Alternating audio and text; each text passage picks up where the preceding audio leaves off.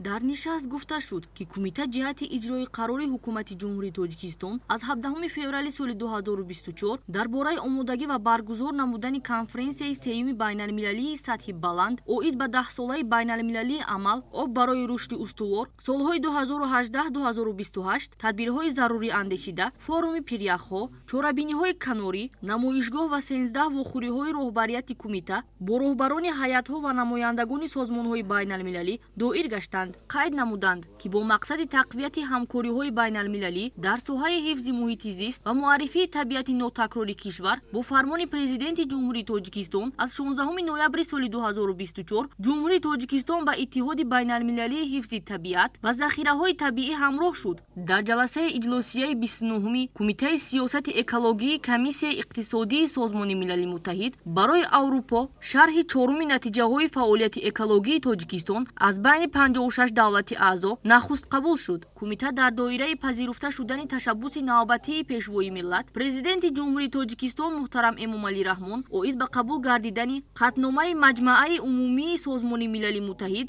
дар ҷашни ҳамасолаи 24 май ҳамчун рӯзи байналмилалии морхӯр 23 июли соли 2024 дар доираи ташаббуси болозикр дар қароргоҳи Созмони Милали Муттаҳид дар шаҳри Нью-Йорк чорабинии канорӣ дар мавзӯи ҳифзи морхӯр, стратегия ва таҷрибаҳои самаранок бо иштироки роҳбарияти кумита баргузор гардид. Иброз намуданд ки самтҳои афзалиятноки фаъолияти кумита ин пешбурди сиёсати давлатии экологӣ ва татбиқи стратегияю барномаҳои давлатию соҳавӣ мебошанд ки онҳо таҳти назорати доимии роҳбарияти мақомот қарор гирифтаанд. дар доираи стратегияи миллии мутобиқшавӣ ва тағйирёбии иқлими ҷумҳурии Тоҷикистон барои давраи то соли 2030 лоиҳаи ахбори дусолаи шаффофият оид ба барӯйхатгирии газҳои гулхонаи ҷумҳурии Тоҷикистон барои солҳои 1990-2022 таҳия шуда ба Конвенсияи қолабии Созмони Милали Муттаҳид ва Созишномаи Париж оид ба тағйирёбии иқлим пешниҳод шуд.